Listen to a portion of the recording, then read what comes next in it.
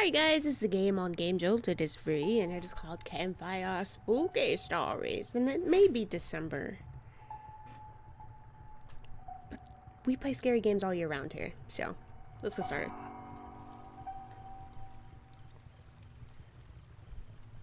Oh, you can select somebody. Story list. Is it the same for everyone? Oh no, it's different. Let's start with the dolls.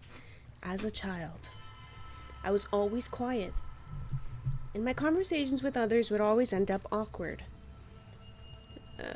Because of that, I always preferred to be alone growing up, which probably explains my strange obsession with toys. Being as old as I am, they never talk, they just stare. I have to say though, being alone in an apartment full of figurines can be creepy sometimes. However, being with my girl for almost 2 years, she understands my obsession well. But with this much, she would probably be shocked when she first sees them. That night, she was more than excited to see my house. As we approached the door, she could barely contain her excitement. So without further delay, I swing the front door open. "Make yourself at home," I say to her. It's kind of messy, but it's more comfortable than... Her face was in shock.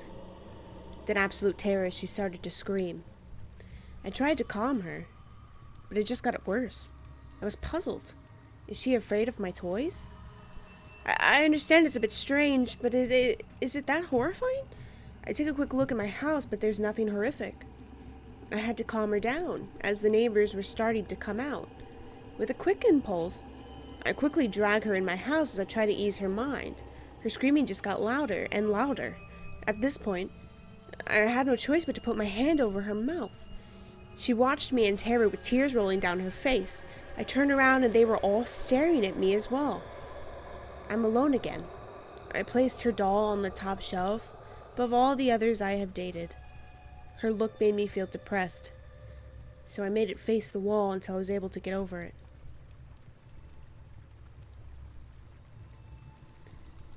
Wow, dude. That's creepy. Father figure. My father's footsteps ringing distant from the hall was my lullaby when I was younger. In the dead of night, when my back was turned to the door, I would hear the familiar padding of his white and gray socks colliding with the hardwood floor outside my bedroom. The door would open, and a thin cascade of golden light streaming from where he'd come would land across my bed. The sound of his steps would become softer now, muffled by the plush white carpeting settled along the ground, and upon my forehead, his hand would gently push my bangs away, and his lips would press tenderly to my skin. At times, I would turn my head to face him. My sleepy gaze would meet his, and in the darkness, his pearl teeth would shine in a warm smile, and I would smile in return. I couldn't understand why. At 14 years old, his nightly visits ceased. Upon asking my mother about this, she turned to me, gaze softened and lips parted just enough to emit tender words. "Well," she stated softly, "as you get older, you see ghosts less and less." Our dad's dead. Alright. Pendant. You jolt awake to some noise off in the distance. You look at your red-lettered clock at 3:21. You hear it noise again. Someone's knocking on your door. There's no reason to be afraid, you remind yourself, but you can't imagine any reason why someone would be up this late. You quietly walk over to the door. "Hello?"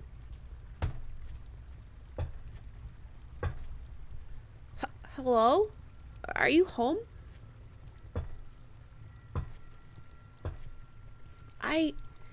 Please be home. Hello?" She mumbles something. "I need your help." You recognize her voice and look out the window. It's your neighbor. She's wearing her pajamas and some shining pendant around her neck. She sees you. Oh, she looks afraid at first. and then puts on a worried smile. I, can I use your phone? I need to come in. Why can't you use your phone?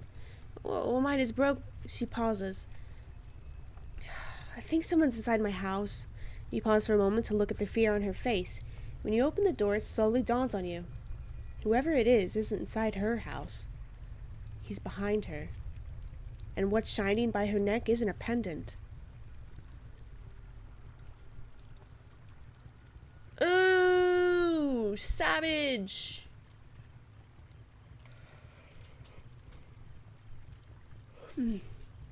So I lost my phone.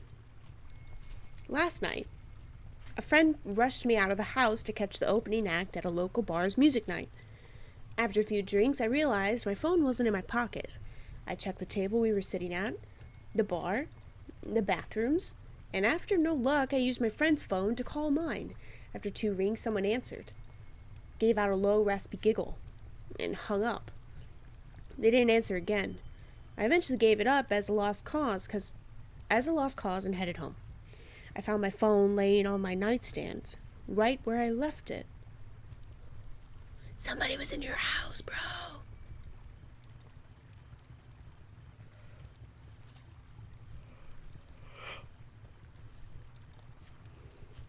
Little Emily vanished last year. Now they're pouring new sidewalks in my neighborhood, and I found her name in the wet cement, written in remembrance. But it was written in reverse. And from below, oh, that's creepypasta. Okay. Let's see. Okay. We'll read these guys as well. Let's see. Every month, a beautiful woman would drop her film off at the Kramer store to get it developed. He didn't know her name, but she was the most beautiful woman he had ever seen and was also a wonderful photographer. It made his day when he got to develop her photos. The pictures were of her, sometimes at the beach in a bikini, sometimes at a picnic lunch, always smiling. A close-up photo of her face revealed her beautiful clear blue eyes that he would dream about at work when it was a quiet day. This reminds me of that movie with Robin Williams. What is it called? I don't remember the name of it, but it was creepy. He was like a photo developer. One time, a naked photo even slipped through, a self-portrait she had taken in the bathroom.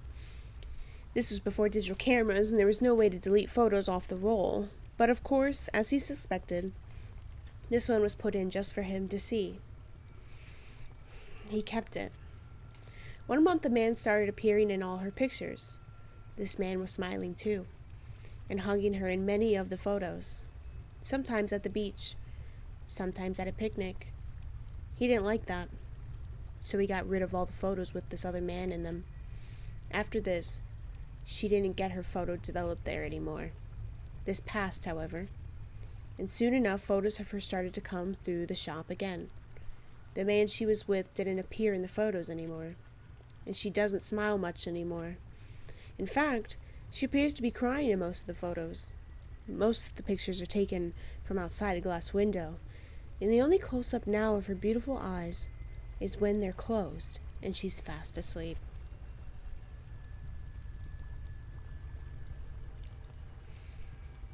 Oof. A man went to a hotel and walked up to the front desk to check in. The woman at the desk gave him his key and told him that on the way to his room, there was a door with no number that was locked, and no one was allowed in there. Especially no one should look inside the room, under any circumstances.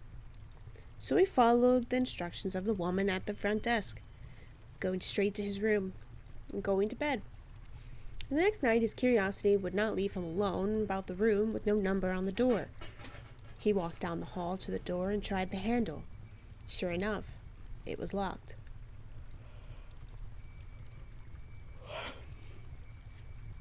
He bent down and looked through the wide keyhole. Cold air passed through it, chilling his eye. What he saw was a hotel bedroom, like his, and in the corner was a woman whose skin was completely white. She was leaning her head against the wall, facing away from the door. He stared in confusion for a while. He almost knocked on the door, out of curiosity, but decided not to. He crept away from the door and walked back to his room. The next day, he returned to the door and looked through the wide keyhole.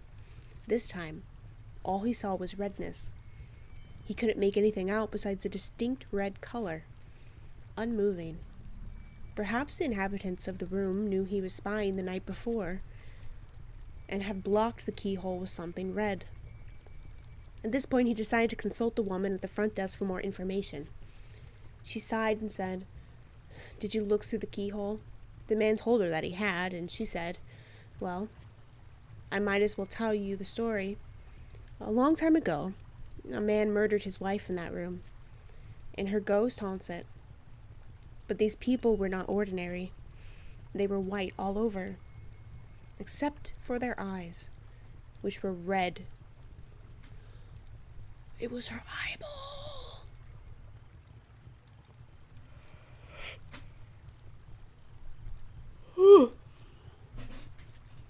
It's 3 a.m. and you've been up all night on a horror binge. Sounds about right. You've watched your favorite horror movies, read your favorite scary stories, and even attempted the old Bloody Mary trick in your mirror. I will never do that. That's terrifying. Every time I walk in a bathroom, my brain tries to say it in my head, and I have to stop. And I say, literally, the only thing that gets me to stop thinking, I have to say pickle over and over and over again. I just say pickle. It's weird. Just thought you should know that. You stretch and yawn, deciding now is about the time to hit the hay. So you move into your bedroom and lay down to sleep. After a while, however, you realize that you can't get the images of some of the fictional creatures you saw on your TV out of your head. Meh, I'm gonna hate myself for this tomorrow, you say aloud as you flick on your bedroom lamp, knowing that having a nightlight used to help you get rid of your nightmares as a little kid. Within minutes, you're close to sleep, snuggled up comfortably under the blankets with your eyes closed and more pleasant thoughts on your mind. That is, until you detect something moving in front of the light, casting a shadow over you. You blink, beginning to turn towards the lamp before a rotting hand grabs hold of your shoulder. Thanks for turning on the light. I wouldn't have been able to find you in that darkness. It's creepy. It's so creepy.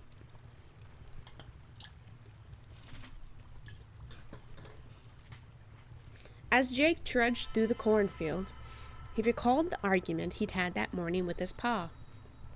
"But they've only been up a month. They don't need changing," he had yelled. "Yes, they do, Jake. Every one.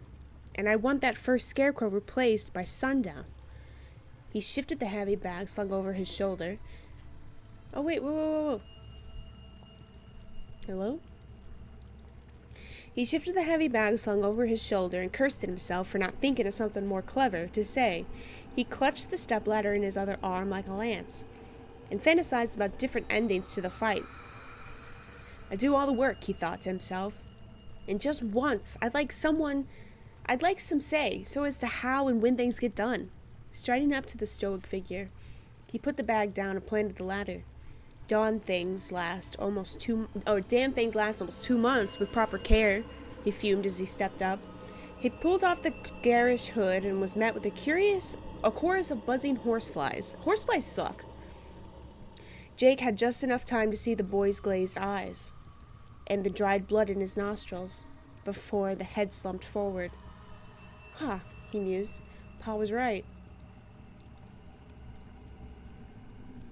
Oh. That's disgusting.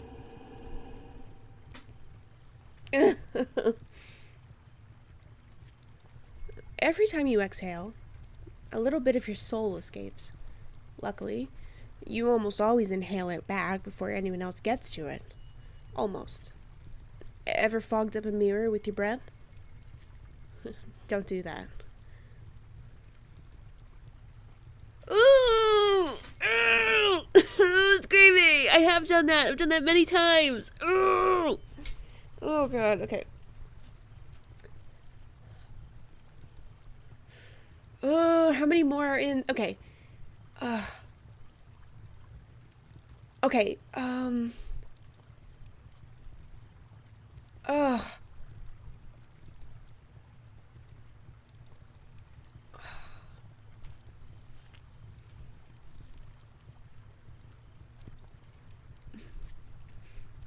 There was a hunter in the woods who, after a long day hunting, was in the middle of an immense forest.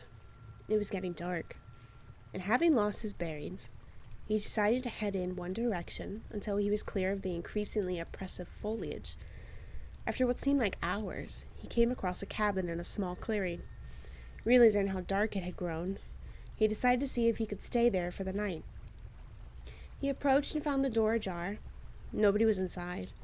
The hunter flopped down on the single bed, deciding to explain himself to the owner in the morning. As he looked around, he was surprised to see the walls adorned by many portraits, all painted in incredible detail. Without exception, they appeared to be staring down at him. Their features twisted into looks of hatred, staring back.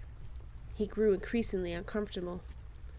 Making a concerted effort to ignore the many hateful faces, he turned to face the wall, and exhausted, he fell into a restless sleep. Face down in an unfamiliar bed, he turned blinking in unexpected sunlight. Looking up, he discovered that the cabin had no portraits, only windows.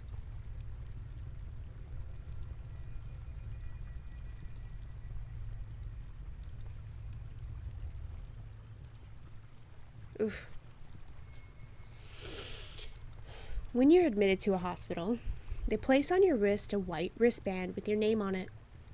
But there are other different colored wristbands which symbolizes other things. The red wristbands are placed on dead people. There was one surgeon who worked on night shift in a school hospital. He had just finished an operation and was on his way down to the basement. He entered the elevator and there was just one other person there. He casually chatted with the woman while the elevator descended. When the elevator door opened, another woman was about to enter when the doctor slammed the close button and punched the button to the highest floor. Surprised, the woman reprimanded the doctor for being rude and asked why he did not let the other woman in. The doctor said, "That was the woman I just operated on. She died while I was doing the operation. Didn't you see the red wristband she was wearing?" The woman smiled and raised her arm. Something like this. Ew! Oh, God!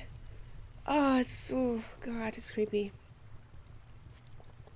I have always been uneasy driving alone at night.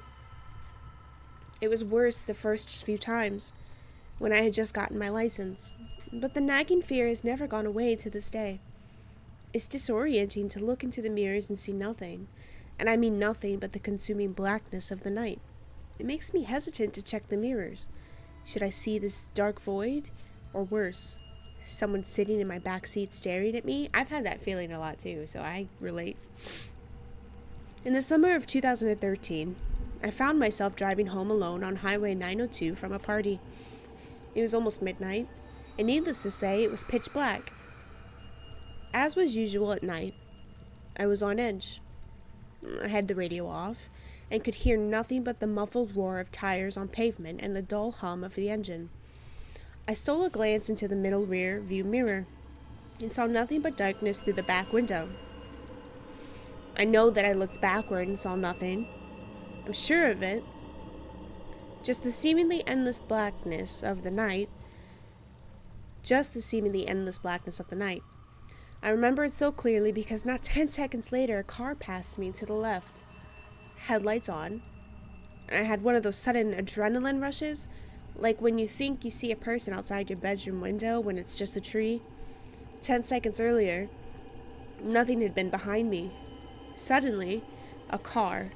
I drove all the way home shivering and knowing something was off. The next morning, I found 2 sets of scratches near the back of my van. One was on the left rear, one was on the right. The car was pretty old. They could have been there for months. But that was the first time that I distinctly remembered seeing them. I first thought that I had experienced something paranormal. I believed I saw a ghost car that had somehow appeared behind me within 10 seconds of me checking my mirror. But what truly happened is even more dreadful. The car had approached me from the rear and passed me to my left.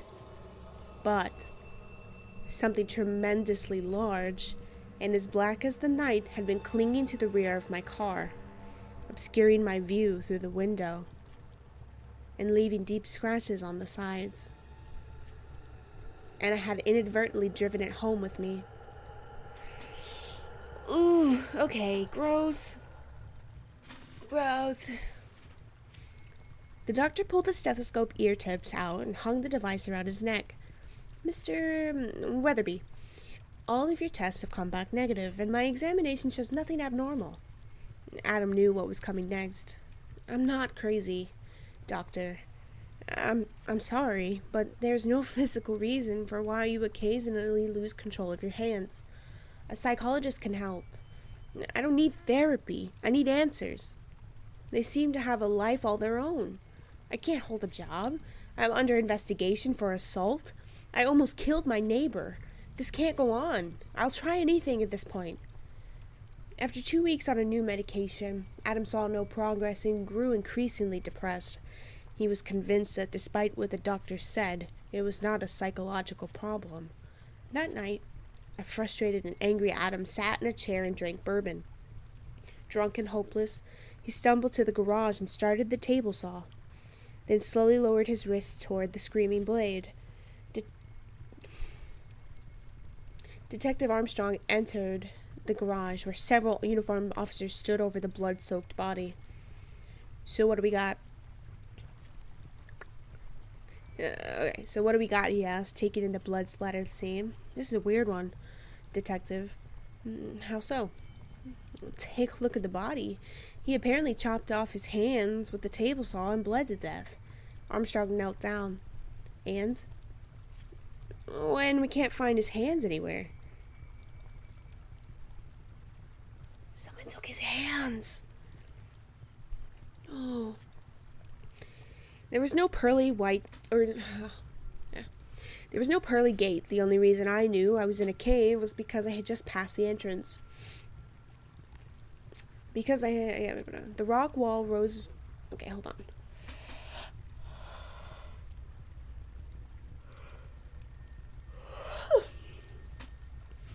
There was no pearly gate. The only reason I knew I was in a cave was because I had just passed the entrance. The rock wall rose behind me with no ceiling in sight. I knew this was it. This was what religion talked about. What man feared. I had just entered the gate to hell. I felt the presence of the cave as if it was a living, breathing creature. The stench of rotten flesh overwhelmed me. Then there was the voice. It came from inside and all around. Welcome. Who are you? I asked, trying to keep my composure. You know, the thing answered. I did know. You're the devil, I stuttered, quickly losing my composure. Why me? I've lived as good as I could. The silence took over the space as my words died out. It seemed like an hour went by before the response came. What did you expect? The voice was penetrating but patient. I don't know. I never believed any of this, I uttered. Is that why I'm here? Silence. I continued. They say the greatest trick you ever pulled was convincing the world you don't exist. No. The greatest trick I ever pulled was convincing the world that there is an alternative. There is no God. I shivered. The cave trembled with the words. I am God. What if that was legit, though? Like, what if this whole time we've been thinking that there is pearly gates and then there's fire and brimstone? But really, there's only darkness. What if that's a thing? That got deep. Alright, I'm going to leave it there. We have 2 more characters with multiple different stories. I think I'm going to leave that for another time. I like things like that. I like little stories and creepypastas and creepiness. And I hope you liked it too. I'll leave the link down below so you guys can check it out for yourself if you are interested. If you liked this video, leave a like down below. Maybe even a comment to let me know what you think about it. And I hope to see you guys the next time that I play anything at all. Bye! I just want you guys to understand what just happened. I'm gonna launch the game again. I should have kept the game running when I quit, because So, I pressed quit. I know you can't see me, but I'm standing right beside you. That happened. So, hope you guys can sleep tonight.